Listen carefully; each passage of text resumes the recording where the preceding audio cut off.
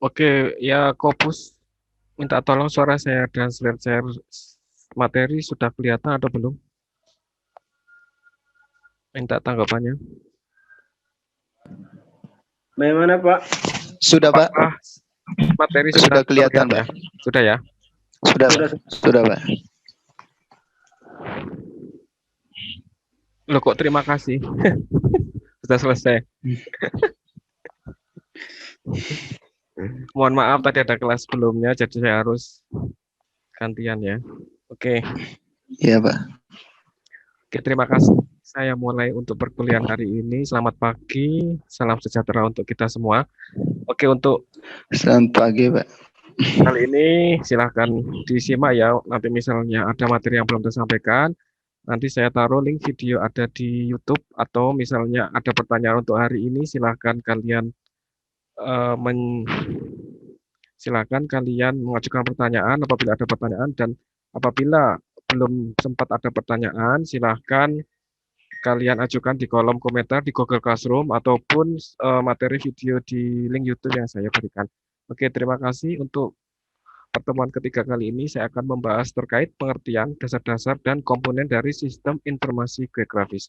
Kalau kemarin saya sudah menjelaskan terkait dengan peta, kemudian definisi peta dan bagaimana cara pembuatan peta yang baik, maka kali ini saya akan menjelaskan terkait SIG atau GIS-nya itu sendiri. Jadi Geographic Information System ini merupakan sebuah software yang nanti bisa kalian pergunakan atau bisa kalian pakai untuk membuat analisis ataupun untuk keperluan yang lainnya, misalnya untuk pembuatan peta, atau nanti kalian pada waktu proposal untuk menunjukkan wilayah studi dengan spasial atau dengan peta, nanti bisa kalian pergunakan GIS ini. Oke, untuk referensi seperti biasa, buku yang saya pakai ada beberapa, ada 4 buku atau 5 buku, silahkan. Jika kalian mempunyai buku, saya mempunyai buku yang ini Pak, silahkan kalian baca, itu lebih bagus lagi. Jadi saya memaparkan beberapa referensi buku yang saya pakai, misalnya dari Brock tahun 86, sudah lama ya, tapi masih kita pakai. Kemudian Dulbari tahun 95, Edi Prahasta tahun 2002, dan Eko Budianto tahun 2004. Ini kesemuanya saya rangkum dalam suatu PowerPoint. Nah, jika kalian ingin lebih tahu, silakan kalian baca. Jadi jangan sampai hanya materi yang saya sampaikan ini hanya 30% atau sampai 40% materi. Nanti silakan pengayaan atau penggunaan JIS bisa dibaca di materi atau buku textbook lainnya. Kemudian nanti saya masih bingung Pak terkait dengan penggunaan atau bagaimana cara pengoperasian. Nanti saya berikan link video, minimal kalian bisa mengoperasikan awal. Jadi kalian tahu bagaimana cara penggunaan SIG ini. Untuk kali ini saya menjelaskan awalnya. Jadi awal apa itu pengertian SIG, sistem informasi dan informasi geografi. Jadi sebelumnya kita sudah membahas terkait peta. Jadi di sini saya jelaskan terkait sistem. Jadi sistem itu tidak perlu kalian hafal. Jadi sistem itu merupakan sekumpulan objek atau ide yang saling berhubungan. Yang di sini yang ditekankan adalah interrelasi atau saling berhubungan. Ya, namanya sistem itu saling berhubungan. Apabila satu subsistem itu tidak ada, maka tidak akan berjalan. Paham ya? Jadi di sini sistem itu merupakan suatu kumpulan di mana itu saling berhubungan satu dengan lainnya. Kemudian sistem informasi itu apa? Nah, kalau sistem informasi itu adalah keterpaduan kerja untuk mendapatkan informasi dalam pengambilan keputusan. Jadi ketika ada permasalahan, kemudian ketika ada suatu permasalahan di lapangan, bagaimana kita memberikan pengambilan keputusan. Dengan adanya SIG bisa memberikan atau bisa pengambilan keputusan. Misalnya nanti kalian misalnya dalam pengerjaan proposal atau proposal itu kan ada namanya di bab 3 itu ada namanya peta atau wilayah studi. Nanti bagaimana kalian bisa mengaplikasikan wilayah studi kalian ke dalam peta. Misalnya di peta photo mapping itu wilayah kondisi existing seperti ini. Jadi ketika orang membaca peta kalian mendapatkan informatif yang jelas, tidak bertanya. Kemudian ada juga legendanya, ada foto kondisi existing di lapangan. Kemudian informasi geografis itu apa? Jadi informasi geografi itu ya semua data yang berhubungan dengan lokasi di permukaan bumi. Jadi kalau kalian sudah mendapatkan materi survei ukur tanah itu bisa dijadikan survei awal atau survei primer. Jadi dari survei ukur tanah outputnya apa? Nanti bisa misalnya outputnya peta topografi. Dari peta topografi itu bisa kalian ekspor ke software ini. Nanti silahkan kalian ingin mengolah menjadi peta misalnya saya ingin Pak di Malang itu saya ingin mengetahui peta kondisi existing pariwisata di Kota Malang. Nah, ini bisa dari survei. Jadi nanti ada beberapa data apa yang ada yang harus dimasukkan ke dalam SIG. Kemudian saya lanjutkan, jadi pengertian SIG itu banyak, silakan kalian dimengerti, tidak perlu kalian itu dihafal. Jadi saya mengambil dari bukunya Aronov, kemudian ada Demers, kemudian dari tahun 2000 ada Sunji Morai, sampai dengan Esri. Jadi kalau Esri itu adalah, saya mengambil salah satu ya, SIG adalah kumpulan yang terorganisir dari perangkat keras komputer, perangkat lunak, data geografi, dan personil yang dirancang secara efektif untuk memperoleh, menyimpan, mengupdate, memanipulasi, menganalisis, dan menampilkan semua bentuk informasi yang bereferensi geografi. Jadi di sini ada data nanti yang dimasukkan yang akan diolah oleh perangkat lunak tersebut, kemudian akan menghasilkan suatu output sesuai dengan keinginan kita. Outputnya bisa berupa tabel, gambar, grafik, dan lain sebagainya. Nah, ini pengertian Esri. Nanti silahkan kalian baca, kalau punya pengertian lain silahkan kalian gunakan, tidak perlu harus saklek, harus sesuai dengan buku ini. Oke, saya percepat ya. Ini dari Wolfgang Gens tahun 95. Jadi kalau kita mendengar kata SIG itu kalau di pertanian ada sistem informasi lahan atau land information system. Kemudian kalau kita belajar di teknik lingkungan atau ilmu lingkungan ada sistem informasi lingkungan atau environmental informative system, itu sama aja. Kemudian ada sistem informasi sumber daya atau resources information system. Kalau saya sebagai seorang perencana ada sistem informasi perencanaan atau planning informasi system. Jadi bagaimana perencanaan tata ruang yang baik, bagaimana perencanaan tata ruang misalnya di daerah kalian di Kalimantan, berapa RTH-nya, kemudian daerah yang terbangun itu berapa, bisa menggunakan salah satunya dengan SIG.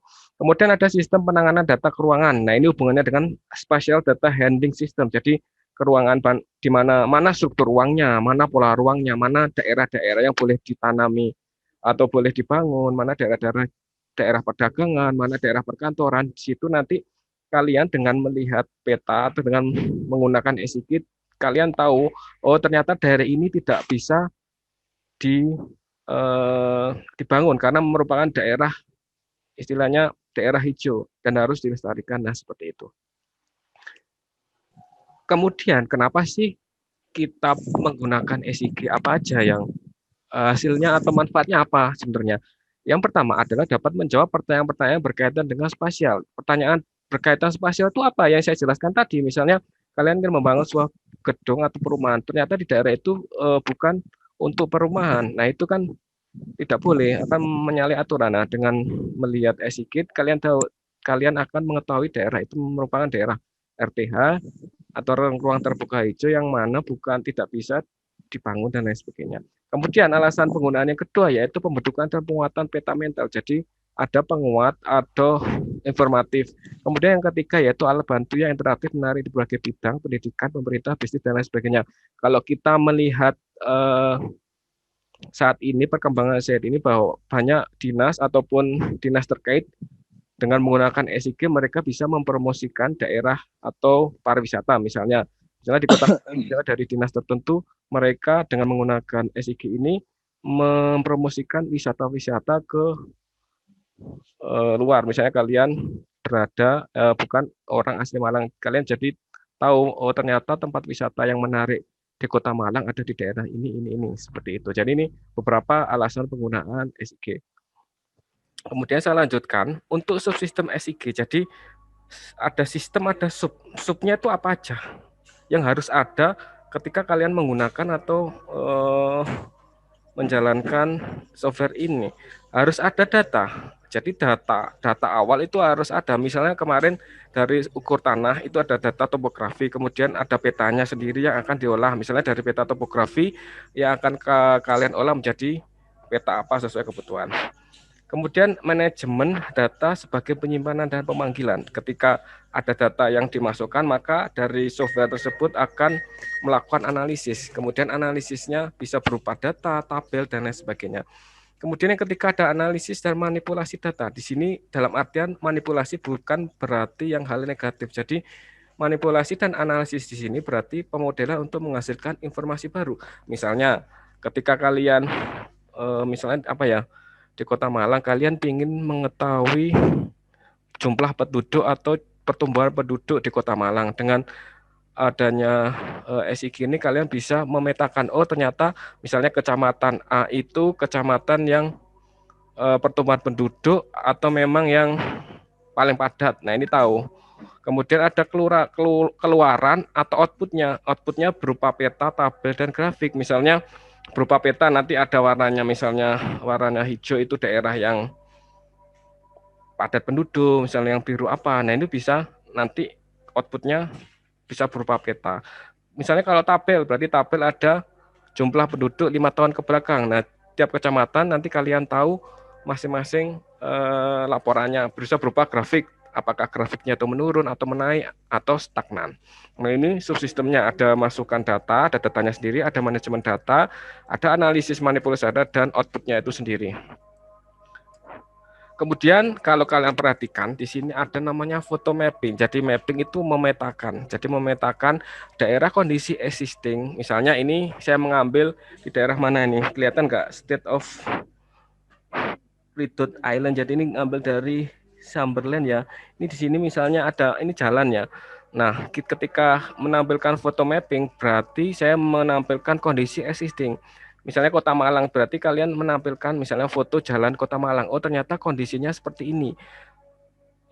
Foto existingnya, kemudian panjang jalannya berapa. Ini bisa dilihat. Kemudian di sini ada rambu-rambu lalu lintasnya. Kemudian yang di sini foto mapping ini bertujuan untuk menampilkan kondisi existing yang ada di lapangan. Jadi minimal kalian orang itu ketika membaca peta kalian di sini paham. Nah, di sini. Ada yang bertanya? Sampai sini? Tidak ada, Pak. Itu ada yang katakan? Belum ada. Saya lanjutkan ya. Coba lanjutkan, Pak. Oke, saya lanjutkan. Ya, Pak. Oke, saya lanjutkan. Ini namanya photo mapping, ini contohnya aja. Kemudian apa toh Pak keluaran outputnya di sini bisa kalian lihat bahwa keluaran dari output dari tadi sudah saya jelaskan di depan ada berupa peta. Nah, di sini berupa peta ataupun berupa tabel. Nah, saya mengambil contoh di Kanada ya, provinsi atau apa ya? Kanada di sini ada misalnya ini provinsi. Kanada ada berbagai provinsi di sini bisa terlihat bahwa ada birth itu kelahiran, misalnya kelahiran bayi dan kematian. Berapa kelahiran dan kematian bayi di suatu provinsi ini bisa ditampilkan di JIS di sini bisa kelihatan. Nah, ketika nanti kalian menampilkan data tersebut, nanti misalnya di peta itu misalnya daerah yang kelahiran paling parah, kelahiran tertinggi bisa kalian warna atau arsir sesuai keinginan. Nah, ini nanti masuknya di legenda. Jadi penjelasan dari masing-masing atributnya itu ada. Nah, ini contohnya. Jadi prosesnya seperti ini. Misalnya di sini ada legenda, di sini ada jalannya apa? Misalnya jalan, kalau di Indonesia ada jalan arteri, berarti warna merahnya lebih tebal dari jalan kolektor. Kemudian ada populasi, misalnya populasi sekian sampai sekian dikasih warna hijau tua sampai dengan hijau muda, itu nanti keluar semua dan sudah dianalisis oleh software tersebut. Nah, ini contohnya misalnya di sini apa ini? Di sini ada peta kemiringan dan lain sebagainya. Itu contoh aja bagaimana proses atau analisis dari JIS. Jadi sesuai keinginan kita atau kita tuh ingin apa, menampilkan apa dari JIS ini. Kemudian saya lanjutkan ke komponen. Jadi komponen itu yang harus ada di dalam SIG. Yang pertama otomatis harus ada laptop atau komputernya. Kalau nggak ada kita mau mengerjakan di mana? Pakai manual? Tentu tidak bisa. Karena ini merupakan software yang harus dijalankan. Nah, perangkat kerasnya ada laptop dan komputer misalnya. Yang kedua nih ada print, misalnya print A0, A3, dan lain sebagainya.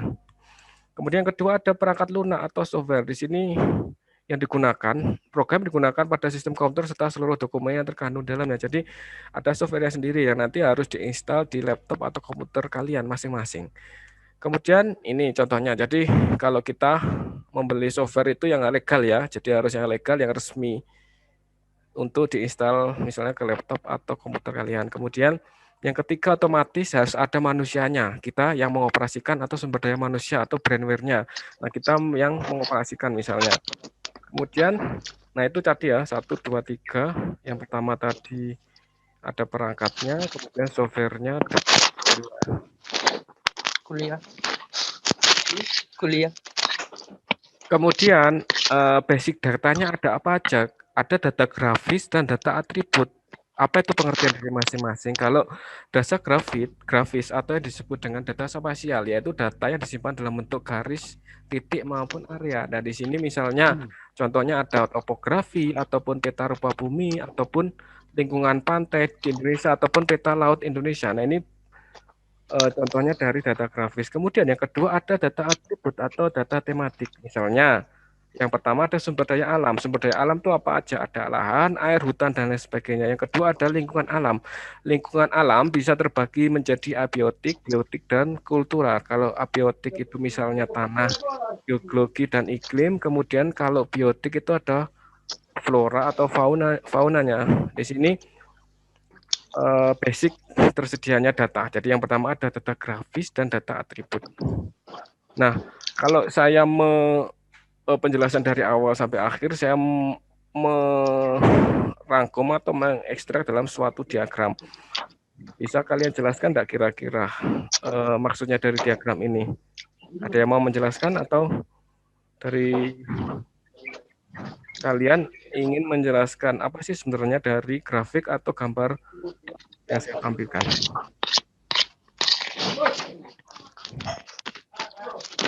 Mau menjelaskan? Silakan. Di sini ada database, misalnya data A, B, C, dan lain sebagainya. Kemudian sampai dengan penggunaan user interface bisa digunakan oleh pemerintah setempat atau world institution atau private. Private itu kita sendiri, pribadi, sebagai di dunia pendidikan, misalnya untuk proses pembuatan peta dan lain sebagainya.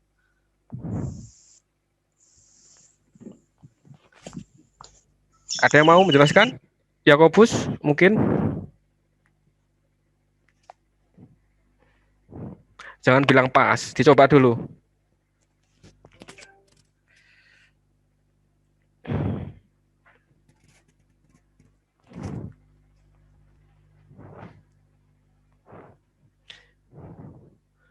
Nah, ini ada 18 ya, berarti ada beberapa yang belum masuk ya, ada 5 orang, ya. Mungkin 23, kita masih 18 orang, 18 mahasiswa.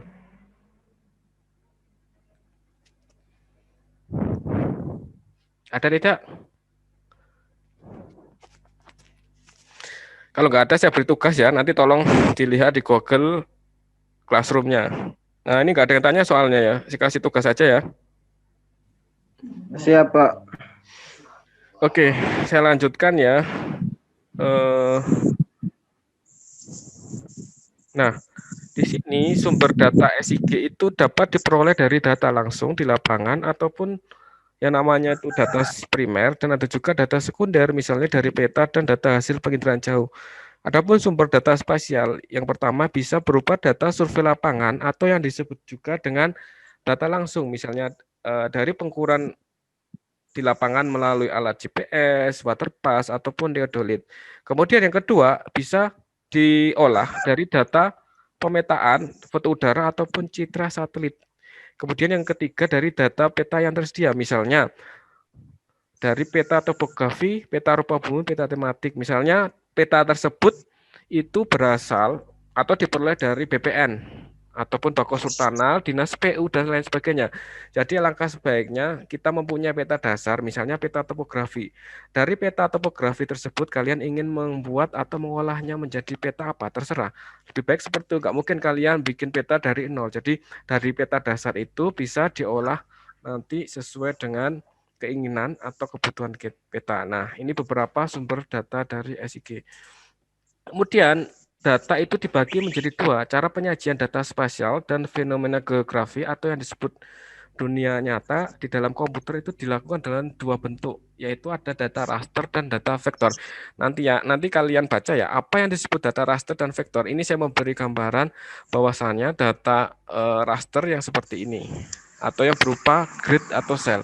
Nah, data itu tidak bisa dibaca karena nanti akan disimpan dan diproses ke dalam SIG dan disajikan dengan bentuk rangkaian elemen dalam gambar. Seperti itu. Nah, ini salah satu proses, misalnya overlay. Jadi overlay itu merupakan sebagai bentuk analisis dan manipulasi dalam SIG. Jadi di dalam overlay kita membutuhkan beberapa peta yang nanti ditumpuk sehingga menghasilkan satu kesatuan yang diperoleh hasilnya. Misalnya ada peta aerofotografi, kemudian geomorfologi, ada peta topografi, atau peta kelerengan, dan lain sebagainya. Nah, di sini saya beri contoh bagaimana proses overlay. Nanti saya berikan video ya sekilas bagaimana sih sebenarnya proses overlay itu, Pak. Karena kalau kalian hanya membaca kemudian tidak saya beri contoh maka akan kebingungan ya. Ini saya jelaskan di overlay. Kemudian institusi itu siapa aja? Yang pertama ada data producer, yaitu instansi sektoralnya kompeten dengan sumber daya dan lingkungan hidup, membangun institusi agar dapat memberikan informasi sebaik-baiknya. Misalnya data producer itu bisa kalian peroleh di Bako Sultanal, kemudian di LAPAN, ada Badan Pertanahan Nasional, ada BMJ, BPS, dan lain sebagainya. Kemudian bisa juga melalui data user. Data user itu bisa kalian peroleh misalnya di Pemda. Misalnya di Kalimantan ada pemerintahan daerah Kalimantan Barat atau Kalimantan Timur, itu bisa kalian peroleh data tersebut. Kemudian lembaga dunia, lembaga swasta, LSM, pribadi, dan pendidikan. Misalnya seperti itu. Nah, itu mungkin sekilas ya terkait awal dari pengertian JIS itu apa, kemudian subsistemnya apa aja, komponennya apa aja. Silakan kalau kurang puas atau ada pertanyaan, silakan kalian ajukan di kolom. Kalau sekarang silakan kalian bertanya sekarang. Mumpung saya di Zoom ini.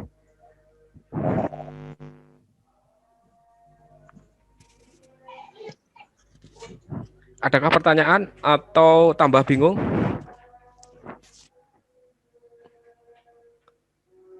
Silakan. Mana ini kok nggak ada suaranya?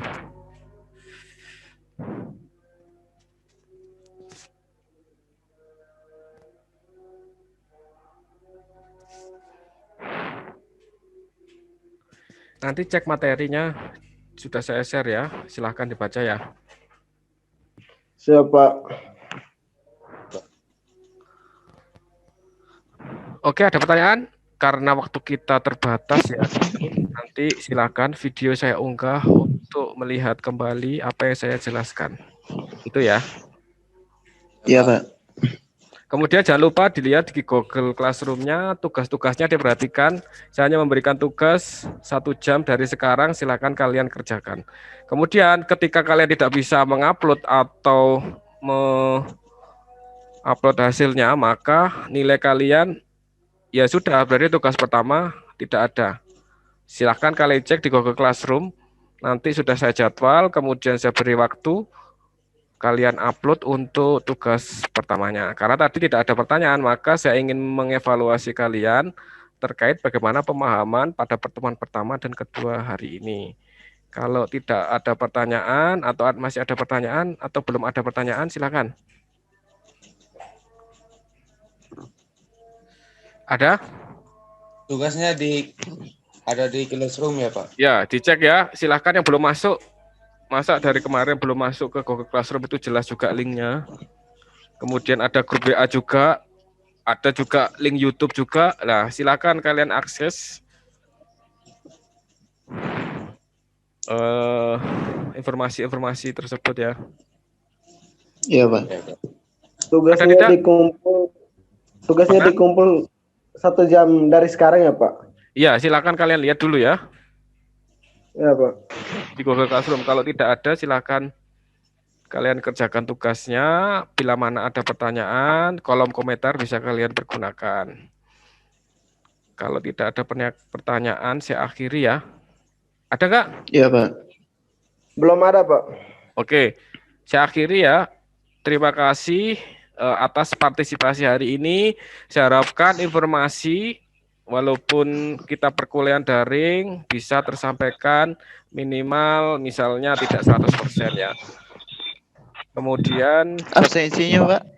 nanti saya share ya setelah ini. Jangan tanya absensi ya, yang penting itu esensi. Baik, Pak. Absensi nanti saya kasih sampai pertemuan 17 ya saya bisa. Oke. Iya, Pak. Oke, silakan dicermati untuk yang pertama. Terima kasih perhatiannya, tetap jaga kesehatan, tetap semangat Ya, Pak. untuk ikuti perkuliahan. Selamat, Pak. Selamat siang, wassalamualaikum warahmatullahi wabarakatuh. Waalaikumsalam, Pak. Siap, Pak. Pak. Selamat siang, Pak. Selamat siang, Pak. Semangat ya. Selamat siang, Pak. Iya, Pak.